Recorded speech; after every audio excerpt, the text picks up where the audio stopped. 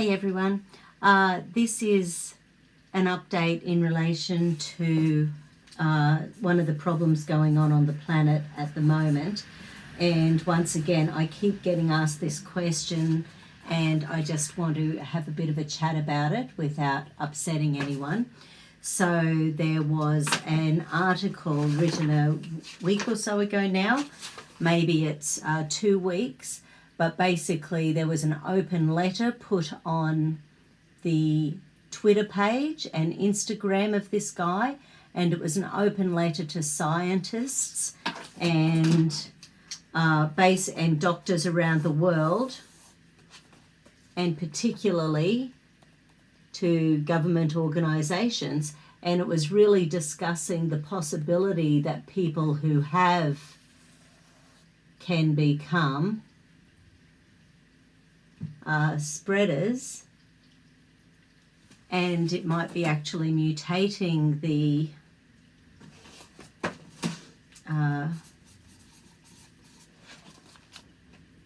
to be creating new strains that once again are harder for the immune systems to cope with.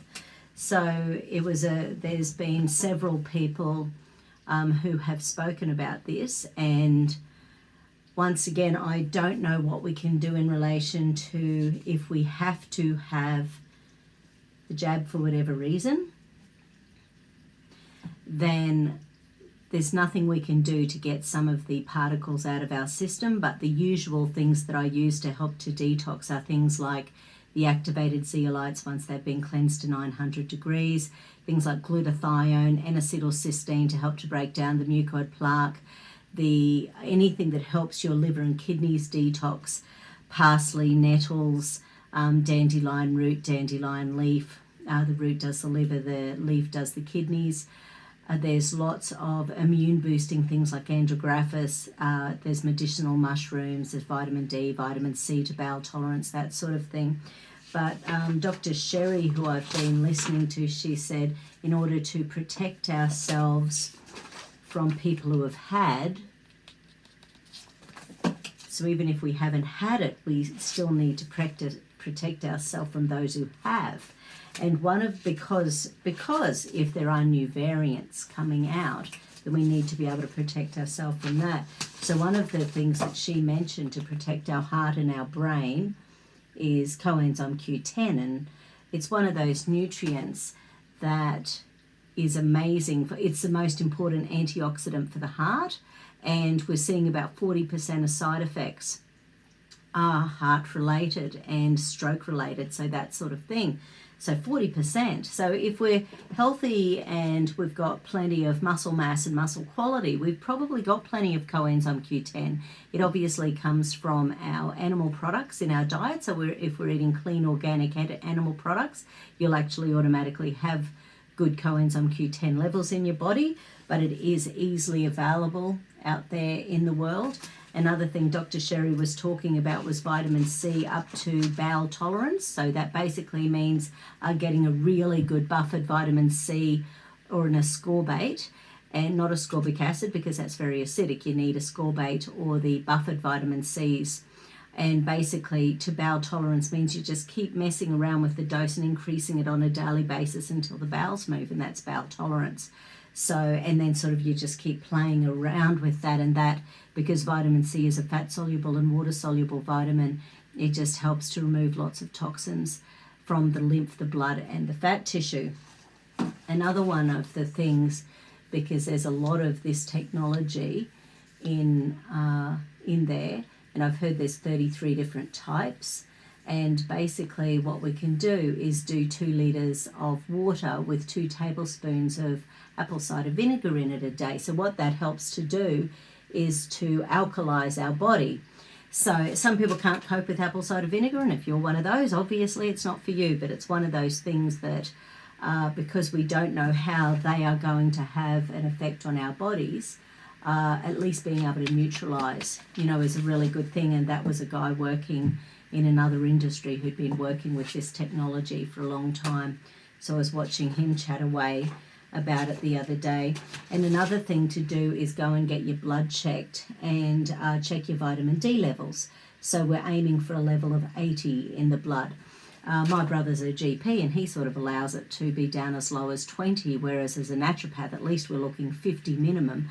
But once we have autoimmunity, and that's one of the problems with this, is that some of the study so far is indicating that potentially autoimmune diseases are going to be on the rise. So at the moment, there's about 120 different diseases that are linked to being autoimmune diseases. So that's when our immune systems attack different body organs. So that is one of the fears of this. And vitamin D is involved in every single immune function in the body. It's involved in gut integrity. It's involved in the brain, blood-brain barrier. It's involved in depression. It's involved in chronic immunity. So once we've got an autoimmune disease where our immune system is attacking itself, then making sure it's up over 100 is even better. But that takes quite a bit to get that up there. So you just have to keep on plugging away at it. Look at foods that are high in vitamin D. That'll be your grass-fed organic meats. It'll be your the dairies. If they're organic, they'll be high in vitamin D. Eggs are really good if they're organic and grass-fed. So those sort of things. And, you know, and this is a really big thing because there is so much evidence that it can affect our... Once that's changed, who knows if we can change it back? It is just too early to tell. But obviously the things I use for genetic imbalances are things like the sulforaphane products. So I tend to think keeping your food as healthy and clean as you possibly can, increasing your green leafy veggies. If you're going to have smoothies, make sure they are bulk green leafies, you know, with a little bit of other things in there. Pineapple is great because it's filled with bromelain, which is an anti-inflammatory. A bit of ginger in there is great. It helps to support the absorption of other herbs and nutrients in smoothies. So, but if you're having a smoothie and it's filled with juice, fruit juices, then that's going to be really tough on your liver. So that's just a few ideas for tonight. And it was just interesting hearing Dr. Sherry talk about it today or yesterday, because once again, this is what I've been wondering all year. What do we do? And it wasn't until I had a client last week who was looking at having the on the same day that he was having an appointment with me, and I just thought, I can't do it. I simply did not feel safe enough to, because of the whole concept that we don't know what our immune systems are doing, and we don't know whether those people are going to become, because here in Australia they are absolutely